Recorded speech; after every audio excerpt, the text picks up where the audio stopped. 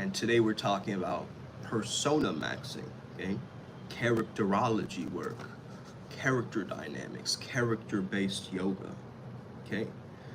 Now last night, I was visited by Sobek, the fertility god, and it was a very powerful transmission that I gave to all the adepts. It was very interesting because I just knocked out immediately after that. However, I understood a few things that he was talking about, primarily giving me these downloads, and I wanted to share a few of them today. One of them is the understanding the build-up, right? A person who has a specific character, specific aura, specific accessories, the way that they carry themselves, they have a specific build-up of their personality. It's almost like their persona does the foreplay for them, right? The character is so strong in the video game of life that it accelerates and magnetizes and manifests the way that it wants to.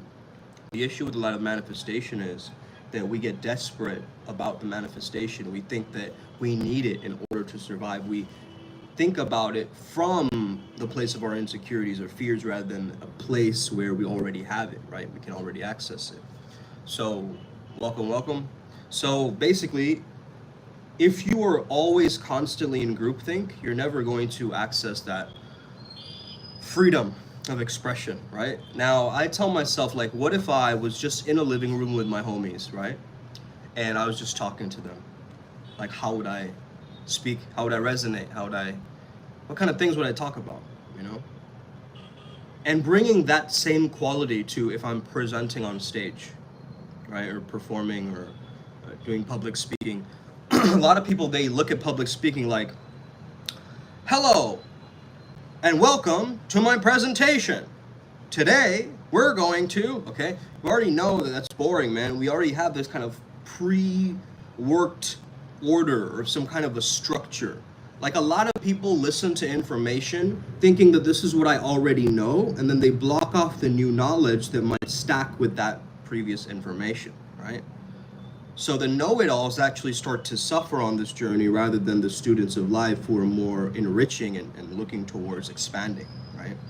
Because after a while, you get towards this kind of expert level and then you stop trying and then you stop like pushing towards that, you know, next level, okay? So this is really about ripping off the mask, right? We all have this mask that we put on, like, where we don't allow ourselves to truly be ourselves, you know? What if you were like a 7-year-old kid, right? How would you randomly just, you know, experience life? You would just be free, right? You would just speak your mind, you'd speak your truth, you'd boldly state your claims, and you'd go forward in the world, right? However, a lot of times people don't stay in their lane, right? They want to be generalists instead of specialists. I think I generally chose, you know? I chose to be a specialist because I understood that there's certain people that are for me and certain people that aren't, okay? And I'm not worried about those that aren't, right? It doesn't matter to me because that's not my resonance, that's not my frequency. But those that are, I mean, I understand you have to really trust your humor, right? You have to worry about trusting your own perspective. You have to worry about trusting in your own creativity. Because a lot of times we're constantly, like Seelance is saying, you know, looking towards the hearts of other men, right? Looking towards others and comparing ourselves to others, creating this like comparison trap, right? So this comparison trap that we create, like who's better looking than me, who's you know, who has a better status, who has more money, once we get into that, right? I do read the comments, bro, but I'm just not choosing to respond to some of them. Like, hi, for real, how about the hearts of other men? I read, you know. Good. Hate you too. Reflected back to you, you know. So if you hate me, I hate you. I am whatever you say I am, you know what I mean. Good. Okay. I think he's the son of me, because I'm the demon slayer. So good. Bring on more demons. Padmasambhava can take care of it. Guru Rinpoche can handle all you satanic people in the comments. It doesn't even matter. Okay, you're a flea. You get it? Hello. Salute. So, staying in your own lane, okay? Not going outside of your perspective of where you're a master at, okay? And I'm really, really fascinated that a lot of people, they don't focus on presentation, right? They don't focus on presentation. You see a lot of gurus, what they have is good presentation, okay? This is so important, because once you optimize your charisma and your persona, you also understand that the epiphanies that you have, the gamma spikes in your brain that you have, like where you're like, whoa, or you have these aha moments, right? Where you recognize that you have epiphanies for random different things. When you have those epiphanies, you got to understand that's like a climax, bro. That's the same sexual tension as that, okay? So it's really, really important that we don't have such a high paradigm in mind that we cannot ever reflect it back into our own life, okay?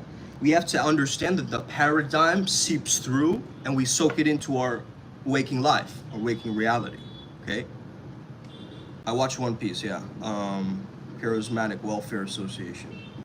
Okay? What country are you in? India. Buongiorno, Alberto. Appearance becomes more powerful than the truth. Yep. Which is why Jesus said the blind man lead the blind. Yep. So again, if I was like Wes Watson, right? Shaved my head, got covered in tattoos, and just started yelling at you, right? Hey! What are you lazy pussies doing? Hey! Get back to work! Okay? Some people would be like, that's atrocious. Why are you yelling at me, right? That's so... But others, they're going to be like, hey, someone hire that guy, right? That guy can make me a millionaire, okay? I need to be yelled at. Some people are like that, right? Some people are like, I need Grant Cardone to, like, just tell me, 10x it, 10x it. And for them, it works. Who's your favorite character in One Piece? Man, I don't know. I like Luffy, bro. I like, what's that guy's name? Fuck. I forget. I haven't watched One Piece in a while, dude.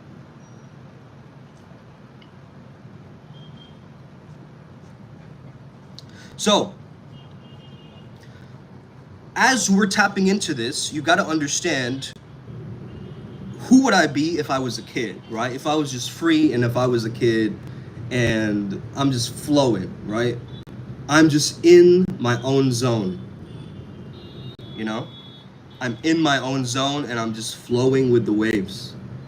Grant Cardone reference is crazy. He's a grifter, but he has his place as a trap. Bro, a lot of grifting, right, going on. Just people with agendas and like huge like dollar signs in their eyes, right? Commission breath, they call it in sales, right? A lot of people have commission breath.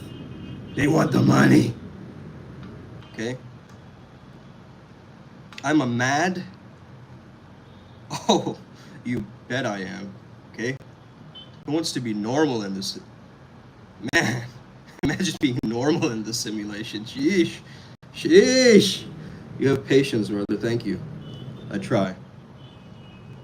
Annoying people teach me patience. David. Hey, David comes in with the scripture every day. He's committed. Today's one is, for God so loved the world that he gave his only begotten Son, that whosoever believeth in him should not perish, but have everlasting life. Okay? That everlasting life is actually that living water. You are living water. You are flow state. As Bruce Lee said, you are water. Shapeless, formless, like water. You put water into a cup, it becomes the cup. You put water into a teapot, it becomes the teapot. So wherever you go, there you thrive. It's not like, oh, I go to the Appalachian Trail, then I got lost. Bro, what do you mean? Your character, your persona is strong enough to handle anything. You put me in the middle of a desert, I'll be fine. Right? That's the mentality, at least. You can't live with that, oh yeah, I'm okay with everybody, except Trump, though. I don't know. He's kind of a, like, what are you doing with yourself, right? Really create a framework and a paradigm where you thrive wherever you go. You walk into a supermarket and you thrive, right? give some advice to be mad. Okay. Crazy wisdom. You gotta follow Drupa Kunle. Okay. Crazy wisdom. Getting mad at stupidity is like getting mad at grass for being green. Hey, straight up. Patience comes through wisdom. Who's on your back? This is Padmasambhava Guru Rinpoche. He is the Lotus Born Master. Okay. Similar to when the Buddha, you know how the Buddha walked when he was a baby and there was flowers growing wherever he walked, right? This guy's born from a flower, right? He's kind of known as the second Buddha. He is from Udayana, and he took this kind of Kashmir Tantra, right? This tech, and he pulled it through like in different places like Nepal, Bhutan, even India. Very interesting character though, and I really like him because he embodies all the masculine archetypes at once. So he's a king, warrior, magician, and a lover, which I think we all want to be. That's badass, right? I think we as men, we just want to be all archetypes at once. Like if you're just lopsided in one, imagine being a king but not being a warrior and being able to fight, right? And then you have a warrior, you're able to fight but you're not able to make love. Like, man, that's fucked up, right? And then you're able to just make love, you're just a lover, but then you don't have the magic, the tech, the tools to survive in this lifetime. Like you're just completely, you see, it's one or the other, right? Some people are just lovers or just warriors. I'm telling you, be the multi-dimensional man. Even if you're reading The Art of Seduction, you can combine two archetypes. I'm not saying that you have to sit there and just be like, I have to do this one thing just like me, okay? Look, it's really, really important, okay? Peacock feather is from, it has different layers. It's, one, it's from Krishna's energy. Two, it's from Sanat Kumara's energy, who's associated with some of my higher soul selves. And the other thing about peacock is just it reminds me of social dynamics, right? Because I used to have a past of that, and I really understand it well. So we used to have this technique called peacocking, right? We used to show and flaunt like a peacock's feathers. Understand that a peacock isn't afraid of its beauty, right? It isn't afraid of just shining. Right? It will get attacked because it's bright, it's shiny. People are going to make fun of him, they're going to mock him, right? But understand that the peacock still shows up. It still decides to shine, right? So it's a weird nature code that I find fascinating, Mugiwara. If you aspire to be a one-trick pony, do you think so? Yeah, man, isn't meant to be purely, man isn't purely meant to be nuts and bolts, he's meant to be complex and intricate, like the world and God that created him. Yeah. Yeah, man, it's Godfidence, you know, it's Godfidence. I particularly like the peacock because it reminds me of the Vigyan Bhairava text, where it says, focus on your five senses. And if you look at a peacock feather, you'll notice 5 colors. 5 senses, right? So when you hold it, when you understand what's behind the peacock, you start to learn more about it, you know? Is there actually some true spirituality behind the concept from the persona games? I didn't even think of that. Yes, there's a metaphysics of it, right? Because the persona is the ego, it's what we construct, right? We change. Like someone like Sadhguru, if I wore a turban, right? And I had a huge giant beard, you guys would just listen to me. Just as a byproduct of my image. Did you guys get that? Do I have a wife? No. Okay. So that's the thing, right? You want to embrace and understand that there are these different clues that people are leaving behind that we have to understand, because it's all about the entertainment nowadays. It's all about, you know, who's going viral? Who's more polarizing than the next? Okay. Yeah, bro. Thora sa, right? Like I understand it, but I don't speak it. So, what is your opinion on Sadhguru? Bro, I went to Sadhguru's event, so I have a first-hand experience. I think he's a wise man. I think he's a very sharp, astute businessman as well. He has a lot of intelligence. And he has a lot of concepts. I do think that he likes to avoid and dodge questions at times and just use that kind of spiritual, mystical smokescreen thing that a lot of gurus do. They kind of just, they go around one point instead of actually answering it. I think he's a cool guy, man. I honestly found that when I was there, I did feel a resonance in that environment. Whether it was I felt the nervousness of other people being around Sadhguru, or whether I was feeling Sadhguru's energy, I couldn't be sure for you, right? But I did feel some resonance from there. He does have this playfulness where he just, he started off dancing, which I thought was awesome, right? Like he came into, right? He does all that. He understands some of the tech, that's why he does this, right? He sometimes goes, right? Why does he do that? He's talking to his guides, bro. He's talking to his guides. I truly believe it. Like he's tapped into something. Yeah, he's understood the code and he knows how to play and he knows how to reach a very grand scale of people powerfully, But again, shout out to my guru Geshe-la, because not a lot of people know about him, and go to the Kadampa lineage and understand who Geshe-la is. That's very powerful. His tech is powerful, man, and that's what I'm learning. I'm learning Action Tantra right now. It's powerful technology taught by my father. I also presented a Guru Rinpoche statue to the Sangha yesterday. I think they all love that. Man, after the full moon, I'm feeling so much of this, orgone energy, right? The sexual energy, I feel like. Dang. I feel very aligned and integrated right now. It's wild to me. Okay, I gotta go, man. There's a lot of comments. Thank you, gentlemen. Fought through the artificial storm yesterday and the knowledge and wisdom we've been working on this week. Good. Mr. Garrison would think you're a sand Nigeria. Okay? Well, fuck you, Mr. Garrison. Okay? Gotta give thanks and grace for the tech rediscovering the self within. I do wonder at times about consecrated grounds and their legitimacy. Hindi is not the mother language of India. Sanskrit is. That's funny. My father's learning Sanskrit just to read some old texts and stuff. I was gonna learn it, but it's just too many things to learn, bro. I'm already learning so much of this esoteric information, and I'm running a mystery school. It's just too many things at once, to learn. If I start learning Sanskrit right now, that's gonna be another extra thing for me to learn. And already the exam that I did got postponed, canceled or whatever. So I still have time to prep for that.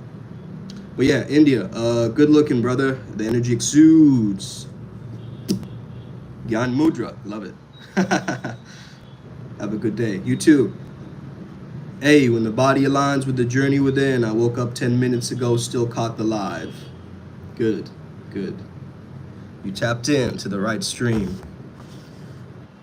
Good, man. Well, again, optimize your persona, okay? Build it up.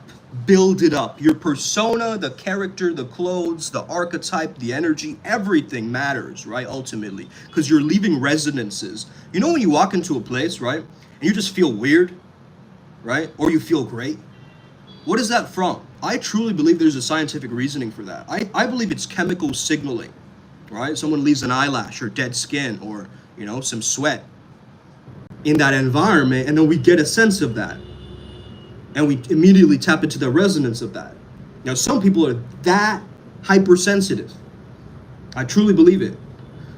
So you got to be wary of that, right? This is why we tell empaths to have that like white shield visualization or whatever, right? Like a force field visualization, so you aren't absorbing everybody's energies all the time, right? You can maintain your own sovereignty and engage with your understanding of your emotions, because understand your emotions are your feminine energy, and the Shiva has to hold the emotions. You have to rise above the emotions. Like Jesus walked on water, he walked above the emotions, right? So you can't let yourself drown in the emotions. That's what a lot of people do. But in full moon, those emotions are amplified. So we as shamans, we're taking that emotion and we're alchemizing it. We're using it for our own manifestations, rather than what? Oh, anxiety, stress, I'm horny, I can't do this, right? Most people in full moon. Cray. Okay, some of the text messages I get from girls, whoa, calm down, calmate, okay? Okay? But the moon affects everybody differently, okay? So, that's it. They draw lines and wish to divide us east and west, but truth will always reign supreme. And ultimately, we shall relearn the value of the harmony as man on earth before God in heaven. I'm in Kolkata. Is Hinduism something a white man would be welcome to learn? Yes, absolutely. Sanatan Dharma, you know. I've always been interested in learning about other cultures than my own and find value in all religious texts. Yeah, man. This is what we do on this channel, man. We try to blend different ideologies, philosophies, right? And religions. Because they're different streams of thought, but they all have, you know, the same essence, you know. Hold on one second. I actually have some notes that I took last night. Let me see if I have them here. All right. Let me see if I still have these notes, man.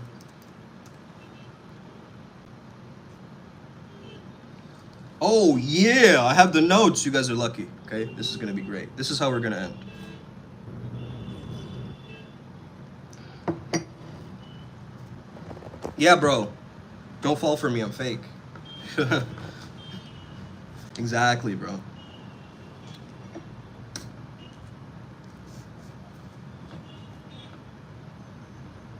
So, you just got a new subscriber. Hey, it's so funny how someone says you're fake and I just got a new sub and the other comment, right? You can just see different people's experiences with all this.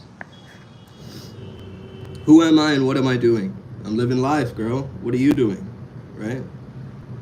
Dang. So, the ego's motto is I suffer, therefore I am, okay? So we got to understand that there are many ways that you can choose to suffer. Some people suffer for a certain sacrifice. They're going to get something as a byproduct, right? Other people, they just blindly have a passive suffering where they're just watching their suffering take place and their body decaying slowly, right? But it's many ways of expressing the same truth. It doesn't matter, you know, what kind of cultural intonation.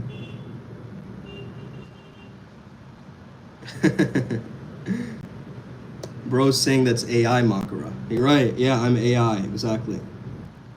Exactly. I do look like an AI. I look like a 3D rendition of some kind of a hologram, right? Like, really, do I look human? You remember you subscribed to me? Good. See, now we're talking. The idiomatic expression of truth you received in childhood is to recognize the universality of what is being revealed. So you are one more manifestation of Shiva consciousness. Do you guys get that? Like, that's wild to me, right? Your life is one more manifestation of the Shiva consciousness, the Buddha nature, okay? The Christ consciousness, the ultimate, the absolute, is already what you are, okay? It's only obscured by your thoughts, by your mental chatter, right? So your mental chatter comes in to almost create these distortions around the source, around the truth. And, you know, I think it's the Vratya Bigya Hridayam, it might be that text, where it says the perfect Shiva. Listen to this, guys. This is key. This is really key. This is key towards your own charisma and allure. Even as a Shakti woman, you'll understand. The perfect Shiva is always at play. Let that resonate. The perfect Shiva is always at play, carrying on the 5 processes for the upliftment of his devotees. Creation, sustenance, dissolution, concealment or maya, and grace, which is the revelation that you are a god. Okay? And all 5 of these are playing at once in this hologram. The illusion will disappear and must disappear for the real to appear. Okay, now the issue becomes most people love their illusions still, right? Most egos love their illusions. They love to cling on their attachments. They love to, feed themselves in the thrill of the ego validation mechanisms that they've created for themselves, right? Without this, I'm nobody. Without status, I can't do it. Without the looks, okay? Trying to aim at a sexual market value, then what? Being sexual, right? Being awesome, being open, being charismatic, being expressive with your own nature, not like hiding and constantly second guessing yourself, right? Like that's one thing I dropped in full moon, right? Is the second guessing nature of just like, am I questioning, doubting? There's always this like weird energy in the background, right? This Mephistopheles doubt, this dark entity energy that I use my other lighter guides to pick them apart, right? My bad, I'm getting calls because I gotta go to work. However, it's important for you to understand this, man, right? Because when you engage with this energy, right, and you truly engage with it, and you understand that, wait a second, this thought doesn't really serve me anymore. This thought is such a low paradigm, right? It's not even helping me understand the bigger picture, right? Who do people need? This world needs my persona of Uncle Makara in order to wake them up out of their dull zombie trances. Okay? You guys get that? I don't have Venmo, brother. Maybe somebody else can, okay? In the chat. So tap in, okay? It's important for you to understand this.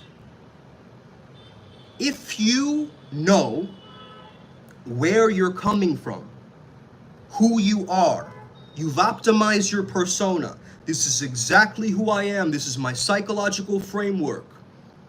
My self-concept is sharp. I understand who I am, and yet I'm still this metaphysical, formless, shapeless, infinite being. At the same damn time. At the same damn time, okay? So this is putting one foot in the metaphysical, one foot in the physical, right? We're understanding that we're not just selfless. We're selfless and ambitious at the same time. Because one, we are selfless to give service, to provide value, okay, towards a purpose. And to be selfish for the tribe of Primal Sutra, for this collective, for all of us, not being selfish just for little old me, okay? This is not Felix and you got your little bag of tricks, okay? And you're trying to like take everything out of the bag and trying to, formulate. Listen, you are that bag. You're the walking bag. You know what I mean? You don't need to chase the bag because you are it. You are the one creating the opportunities in life, are you not? You're the one magnetizing those opportunities into your life. You're the one who's working hard enough to notice the luck coming into their lives. You are the one who's putting their intention on something that is certain. And it's shifting in its resonance. You know how some people have just a big aura, right? You feel their presence as soon as they walk into the room. This is very, very key because scientists have even shown that the heart can be measured like 6 feet away, 6 meters away or something, right? And the brain can't be measured like that in the same resonance field. So this is what the Buddhists actually call the root mind, right? This is our actual mind. This is kind of like a holographic, like, yeah, the brain is there as the consciousness container, but we are slowly starting to see that through manifestation, we need a full body vibration of thoughts and feelings in order to truly tap in, right? And be careful what you wish for, right? You might be like, I have a Rolex and still be unhappy, completely unhappy. So I love to more so focus, let's say I want to get more money. What does getting more money make me feel like? And feel those emotions more without getting the money. You get what I'm saying? If you want to have better relationships, what does having a better relationship feel like? And have yourself feel that feeling more and more and more until the timeline hops. You need 3 things to quantum jump. One is detachment, okay? One is you have to have a very clear worldview. And the last one is you have to know exactly what you want to change your identity into. These 3 specifics and you're ready to go, okay? So give me a thumbs up, man. I hope you enjoyed this video. Let's get it. Upward spiral, gang. May we never be the same again. And it's powerful because today, guess what, guys? Okay, I'm going to wait a minute. Because too many synchronicities in this game, man. Hey, today's the 22nd, correct? I'm going to end this video. My time, 222. It's 221 right now. Let's get it. Goku traveled snake ways, an example of Kundalini meditation. Yep, absolutely. And there's 22 people watching too. That's wild to me, bro. What? Now it's 28 as soon as I said it. Right? As soon as you say it, you notice it, it just disappears, right? Anyway, guys, thank you. Sadhguru talked about the issue of selfishness, especially it's not a bad thing as long as the identity is all-encompassing. That's right. Yeah, be selfish for the universe. Yeah, awesome. Let your ego be as wide as the galaxies. Hinduism should be abolished. Again, Wolf Chief, right? The same comment he says. All right, guys. The haters gonna hate. Let's keep rising as omnis, as trailblazers, as savage shamans, as flow state Jedis. We all got this. You got this. Upward spiral, gang. May we never be the same again. Let's go.